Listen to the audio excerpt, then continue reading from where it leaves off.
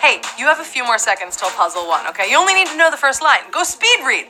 I am your host. It is me, the queen of words, Anna Roisman. You know my middle name is Rose, so I'm Anna Rose with the pros tonight, okay? Find me there on social media. It's where I'll be workshopping my novel, my memoir.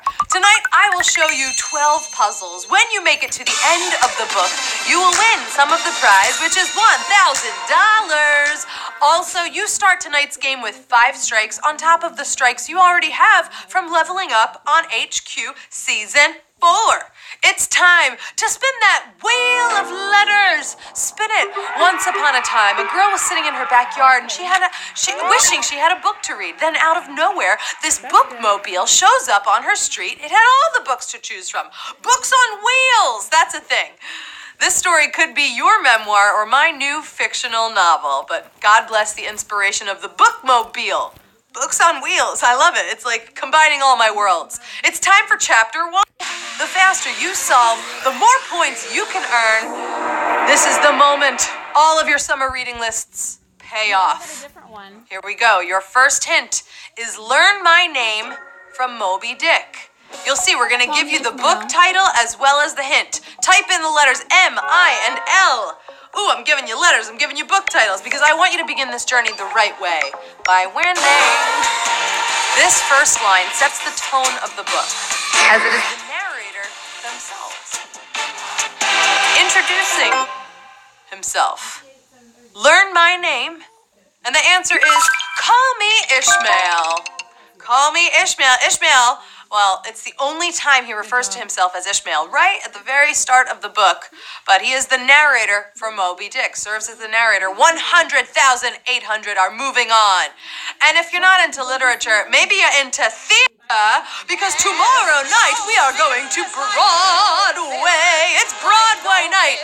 Get your jazz hands ready so you can sing a little all that jazz. Wow, someone's ready for Broadway. I'm not even here, though. We're taking it back to days long before Moby Dick. It is one of the OG stories because it's where it all started. From the Old Testament. Don't get confused with the New Testament. In the beginning. And if you're unfamiliar with it or you're not religious at all, that's okay. This is about the start of creation. I know you've heard of the Bible before. But where did it all start? It started in the beginning. I just turned into, this is my Bible voice. In the beginning, long ago, God created the earth and heavens. 96,384 people who would solve word puzzles in a magical game this evening. All right, in the beginning of this game, we got to know each other a little. We got some free letters. It was lit. But I'm talking about A Tale of Two Cities by Charles Dickens. Yeah. Heard of it? It's a classic historical story. And you know what happens in stories about history? Lots of ups and downs, right? It's a whole roller coaster. It's a journey. The events of this story lead to the French Revolution. Lead up to it. That was long. And the answer is, it was the best of times. And it was the worst of times. 82,815. It was the best of times for you tonight. 13,665. You know, it wasn't the best, but it could be. I don't know. Maybe you're still in the game. Maybe you have an extra life. Who knows? Hey, we still have the whole summer ahead of us, but you know that fall will be here oh so soon before we know it. I get so excited for daylight saving time. Don't you also love when we get an extra hour? An extra hour? This is from 1984, and this line helps put the reader in an alternate reality. Themes in this book, they're connected to types of government and roles within society. It's a George Orwell novel. Also recently a play on Broadway, and the answer is clocks were striking 13. Clocks were not striking 12. We have clocks that strike 12, 1 through 12. They were striking 13. That means we are in another reality. 27,000 got it. 55,604 just got schooled out of the puzzle. Oh, on 1984. I know you're thinking, no, it's 2019, you know? And it is, but I'm sorry. I hope you will come back soon. If not this puzzle, tomorrow night. You got it. If a clock does strike 13, though, run far away, right? Okay?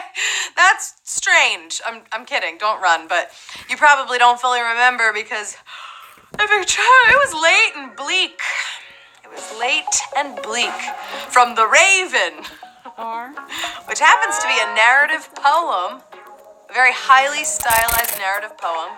And just like the hint, that is the tone and feel of the piece. It's about a transformation of a person into madness. It's The Raven. And the answer is Once Upon a Midnight Dreary. And I gotta say, Once upon a midnight dreary. it reminds me of that song, the Blues Traveler song. It's not. It's an Edgar Allan Poe poem, The Raven, but doesn't it sound like Once Upon a Midnight Dreary? It's eerie, but I always think it's dreary. 22,071. Got it right. Ooh, we've got some poets playing the game tonight. It's looking dreary with a chance of rain, actually. I'm sorry. What? Sorry to bring you down with this bad weather report. I turned into a weather reporter.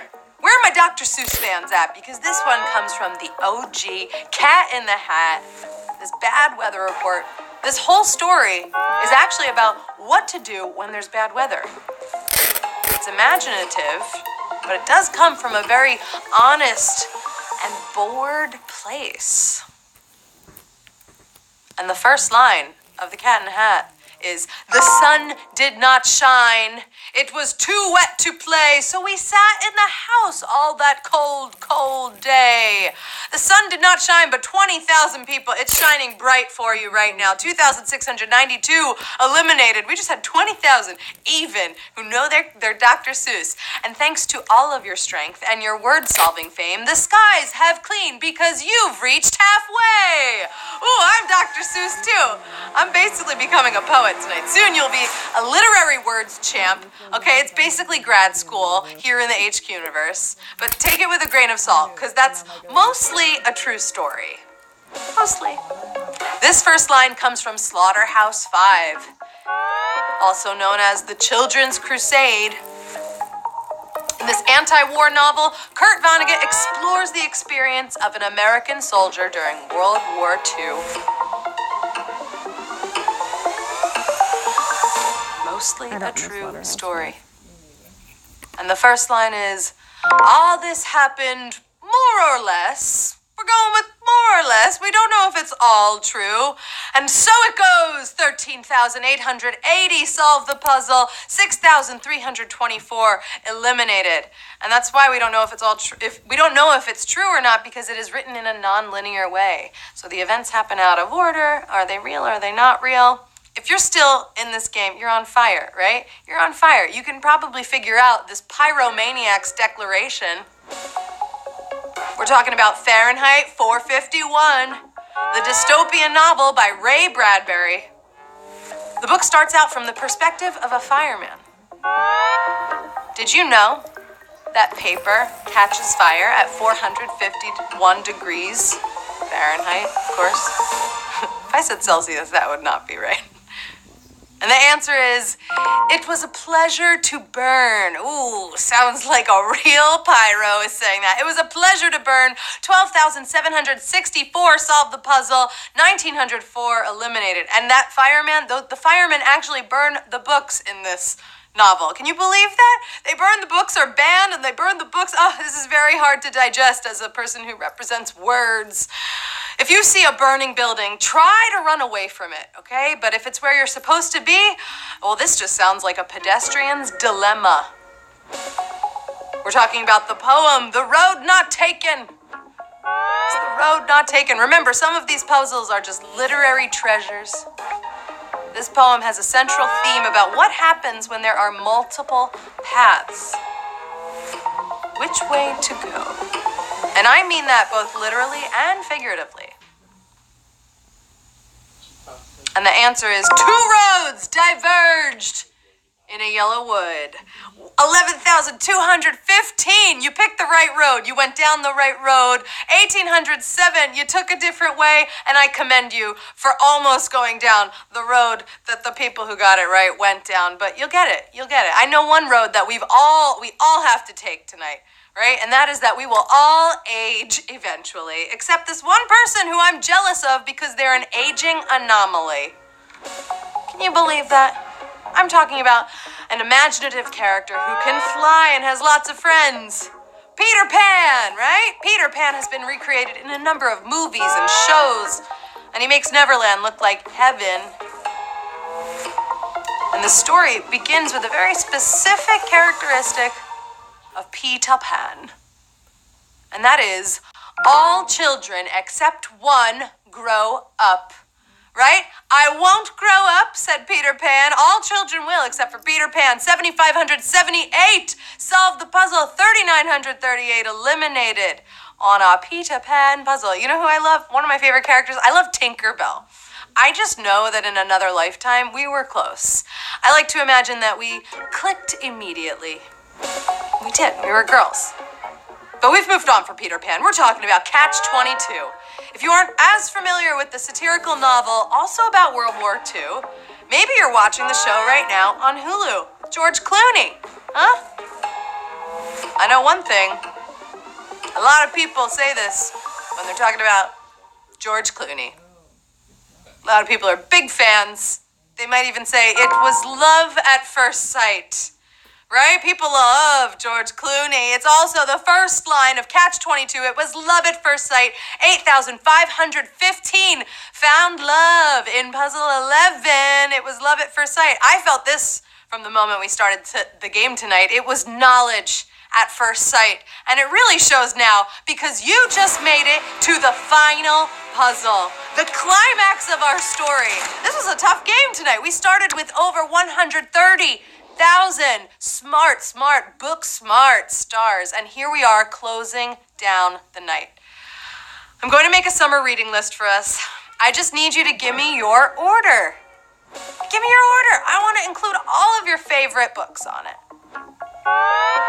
This first line is from A Clockwork Orange, which you know we've talked about a lot on HQ, especially the movie. But now, the book.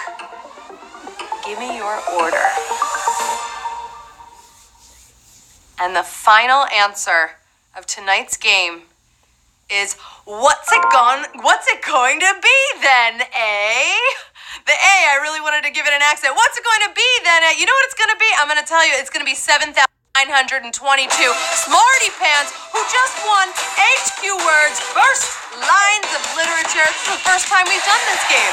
This is a really fun game. You did it. You won. You're taking home a little cash. Ooh, in first place tonight, you're taking home 13 cents. First of all, everyone's taking home lucky 13. You know what they say, when the clock strikes 13.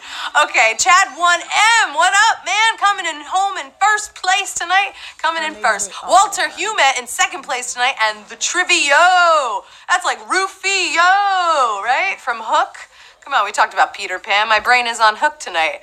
And you're all taking home 13 cents. That is the game for tonight. Congratulations to all of our winners, all of the people out there who read books. You came, you solved, you knew your literary references. I clearly have a lot of novels and poems to catch up on, but it was a pleasure to burn through these 12 puzzles with you. In the beginning, I was like, could this be real? But you felt it, right? It was love at first sight. You felt it. I've been your host, Anna Roisman. You can find me here on social media where we'll have the best of times and hopefully not the worst of times. HQ Words is back tomorrow night at 9:30 p.m. And remember, it is Broadway night. Go have an amazing Wednesday night. Cozy up with a good book. And may we all stay young and never grow up like Peter Pan. I love you, word nerds. Good night.